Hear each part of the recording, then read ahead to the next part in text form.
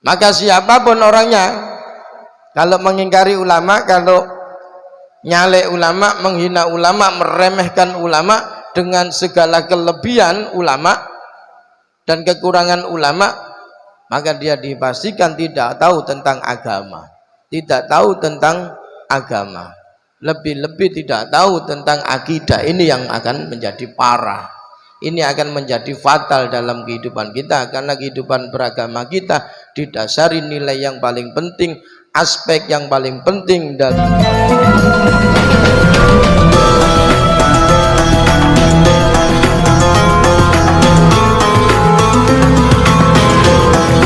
wabarakatuh. Bismillahirrahmanirrahim. Alhamdulillahirabbil alamin. Allahumma shalli wa sallim wa karrim wa adim ala sayyidina Muhammadin wa ala alihi wa sahbihi ajmain. Amma ba'du, fala hawla wa la quwata illa billahil aliyil azim. Ngereng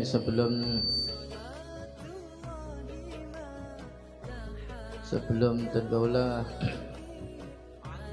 sedikit untuk ngisi tentang hari santri.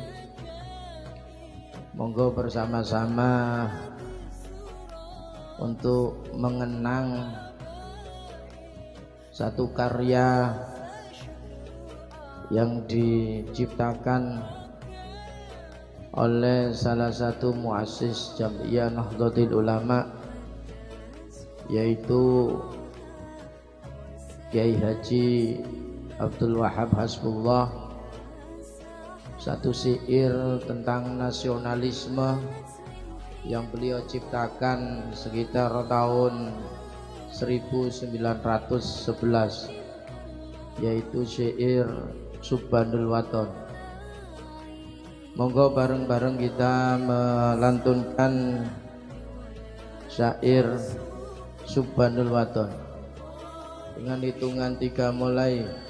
3, 2, 1. Yalal waton, yalal waton, yalal waton, hubul waton minal iman, wala takun minal khirman, inhadu ahlal waton, yalal waton, yalal waton, yalal waton, hubul waton minal iman, wala takun minal khirman, inhadu ahlal waton.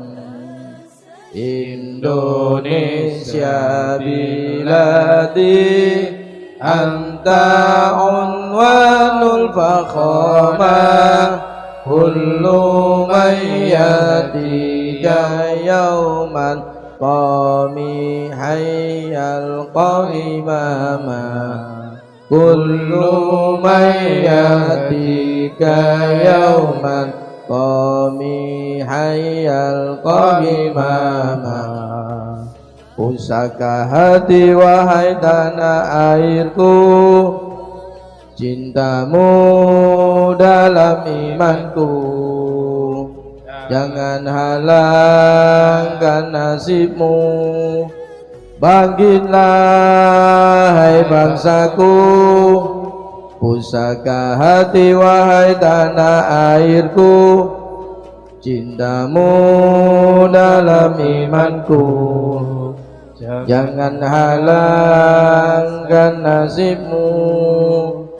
Bangkitlah hai bangsaku, Indonesia negeriku, engkau panji martabatku. Siapa datang mengancammu kan binasa di bawah dulimu. Siapa datang mengancammu kan binasa di bawah dulimu. Terima kasih semuanya. Siapa kita? Siapa kita? NU. Akidah kita Akidah kita Aswaja, NKRI mati, Pancasila Nusantara milik kita, yang lain ngontrak. Bismillahirrahmanirrahim. Ini alamat Lailatul Ijtima yang paling barokah. Paling barokah dan insya Allah paling lama. Tidak akan berhenti kalau tidak hujan berhenti saya. Ini barokahnya Desa Kacongan. Hadirin hadirat yang dirahmati oleh Allah Subhanahu wa taala. Syukur alhamdulillah dan kula sareng ajunan diparingi kenikmatan oleh Allah Subhanahu wa taala. Wong langkung nikmat iman dan Islam. Nikmat iman dan Islam ini tidak akan terwujud di hati kita, di dada kita, pada diri kita kalau tidak ada rahmat yang paling besar, nikmat yang paling besar, yaitu terutusnya junjungan kita Nabiullah Muhammad sallallahu alaihi wasallam. Allahumma shalli wa sallim wa barik alaih. Naik saja, naik.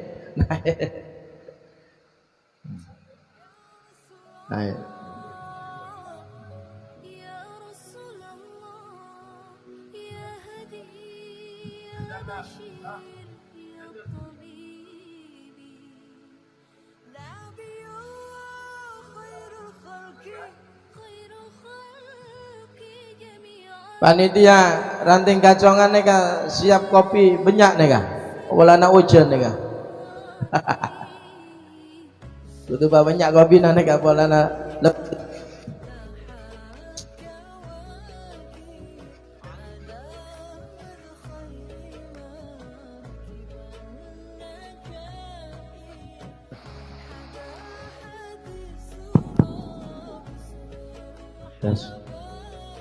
Nomor 2, nikmat di mana kita dilahirkan dan ditakdir oleh Allah Subhanahu wa taala hidup di bumi Nusantara, bumi kita tercinta, tanah air tercinta, yakni Indonesia. Ini adalah salah satu kenikmatan dari beberapa kenikmatan Allah Subhanahu wa taala yang diberikan kepada kita, khususnya bangsa Indonesia, khususnya juga Cakancah Jamiah Nahdlatul Ulama. Ini adalah sebuah nikmat yang besar, nikmat seraja, nikmat yang harus kita syukuri semua. Ditakdir oleh Allah kita hidup di Indonesia, ditakdir oleh Allah kita makan minum di bumi Indonesia, sekolah belajar di bumi Indonesia, besar di bumi Indonesia, dan insya Allah kita akan meninggal juga di bumi Indonesia. Maka ini tidak boleh kita pungkiri, tidak boleh kita ingkari, tidak boleh kita kufuri, karena kenikmatan ini sehingga kita bisa hidup berdampingan dengan semua umat manusia yang ada di Indonesia. Para hadirin yang dirahmati oleh Allah Subhanahu wa taala, kalau berbicara kenikmatan yang sekarang ini, yaitu nikmat hidup di Indonesia ini, maka dan kalau ingat salah satu pepatah atau kaidah yang kaidah ini akan menjadi secara pribadi menjadi peneguh, menjadi pengingat dalam diri saya sendiri agar saya pribadi tidak boleh melepaskan dan mengingkari bumi Indonesia dengan segala bentuk dan keunikannya, dengan segala kelebihan dan kekurangannya, yaitu yang sering saya katakan di beberapa kesempatan, la yajuzu tarkul muhaqqaq li ajlil mauhum. Tidak boleh kita meninggalkan sesuatu yang sudah nyata karena semata-mata sesuatu yang masih diduga-duga, tidak tentu dan tidak pasti antara putih dan hitamnya, tidak tentu dan tidak pasti antara baik dan tidaknya, tetapi sesuatu yang nyata al-muhaqqaq ini yaitu bumi Nusantara, NKRI, Pancasila, Undang-Undang Dasar 45, kemudian Bhinneka Tunggal Ika, ini semua adalah hal-hal yang bersifat muhaqqaq, yang nyata dengan segala kekurangan dan kelebihan yang ada di dalamnya. Pilar-pilar yang ada di Indonesia ini yang dulu namanya Nusantara harus kita rawat, harus kita jaga dengan baik. Kalau Indonesia punya 4 pilar, yaitu NKRI harga mati, NKRI, Pancasila, Bhinneka Tunggal Ika, dan Undang-Undang Dasar, maka Jam'iyah Nahdlatul Ulama pun punya 4. Kalau kita lihat, satu apa? Satu apa Jam'iyah Nahdlatul Ulama yang dipunya? Mabadi' khairu ummah, kemudian konun asasi, muqaddimah konun asasi, kemudian ada yang ditulis oleh Hadratus Syekh juga, yaitu arba'ina hadisan tata'allaqu bimabadi'i jam'iyyatin Nahdlatul Ulama. Oleh karenanya kita sebagai orang Indonesia, wabil khusus sebagai orang NU, maka harus memahami 4 dasar ini.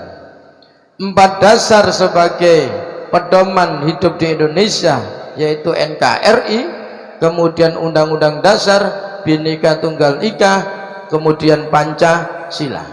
Sebagai orang NU ya harus mengetahui dan memahami dan mengamalkan yang 4 ini, yaitu konun asasi, kemudian mabadi' khairu ummah, kemudian arba'ina hadisan tata'allaqu bimabadi'i jam'iyyati Nahdlatul Ulama.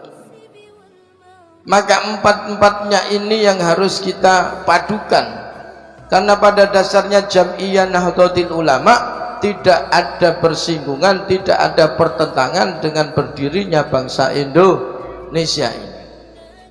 Ya gak jelas. Makanya dan gue ngomong la yajuzu tarkul muhaqqaq li ajlil mauhum. Tidak boleh kita meninggalkan sesuatu yang nyata, yaitu Indonesia dengan segala kekurangannya. Daunnya Kiai Zulfa, daunnya para kiai-kiai yang lain juga mengatakan sebegitu. Indonesia tidak sempurna, tetapi ini sebuah kenikmatan yang sudah didirikan oleh para pendiri bangsa yang di dalamnya juga ada para ulama. Karena dua-duanya ini tidak bisa dipisahkan, antara Jam'iyah Nahdlatul Ulama dan bangsa ini tidak bisa dipisahkan. Ibaratnya, kalau saya mengibaratkan, seperti halnya dengan agama dan kekuasaan. Agama butuh kekuasaan, kekuasaan butuh agama. Agama sebagai pondasi, kekuasaan atau negara sebagai penjaga. Dua mata uang yang sama ini tidak boleh dipisahkan. Satu, tanpa agama negara akan buta, membabi buta, sakarepe dhewe sorombenan. Tetapi agama, apapun bentuk agama itu, sebagus apapun ajaran-ajaran agama itu, kalau tidak ada negara, hancur. Kalau tidak ada nasionalisme, bubar. Kalau tidak ada kekuatan pemerintahan, hancur. Makanya dawuh Kanjeng Nabi Muhammad sallallahu alaihi wasallam dalam kitab Nasaihul Ibad dijelaskan, siapa yang meninggalkan 5 hal akan rugi 5 hal. Siapa yang menghina 5 kelompok manusia ini, maka dia akan rugi 5 hal. 1, man ahanal ulama khasiraddin. Pasera orang yang menghina ulama, dia pasti rugi dalam persoalan agama, karena otoritas agama itu ada di tangan para ulama. Ulama tentu Yang dimaksud di sini yang punya sanad nyambung kepada Kanjeng Nabi Muhammad sallallahu alaihi wasallam.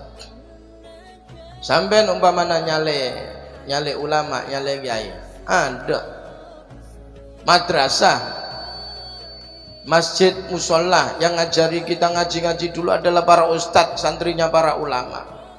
Orang tidak bisa belajar wudhu, orang tidak bisa belajar ngaji, orang tidak bisa belajar baca Quran, orang tidak bisa belajar sholat, orang tidak bisa belajar zakat, tidak tahu tentang puasa dan lain sebagainya, muamalah yang benar, jual beli yang benar kalau tidak ada ulama. Dengan jelas. Maka pasara orang, siapapun orangnya kalau dia menghina ulama, meremehkan ulama, nyale ulama, menghindar dari ulama, dipastikan dia akan rugi tentang agama. Coba sampai jauh-jauh dari ulama, tak ndak ulama, asemak ke pengusaha dok, tak tahu cara nak bojong, tak tahu caranya sholat, tidak tahu caranya wudhu dan lain sebagainya.